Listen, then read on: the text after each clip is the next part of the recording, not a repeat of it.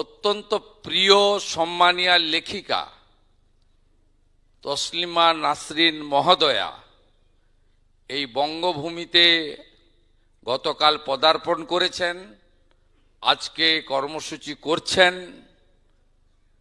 এটার মধ্য দিয়ে প্রমাণিত হয়েছে নতুন সরকারের হাতে এই বাংলার গণতন্ত্র, সংবিধান,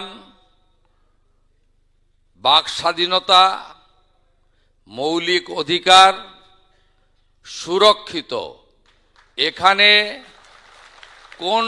কোনোভাবে ধমক চমক, দেখে নেব, আটকে দেব, এসব জিনিস অতীত হয়ে গেছে। উনি আসছেন শুনে আমি এখানে আমন্ত্রিত নই।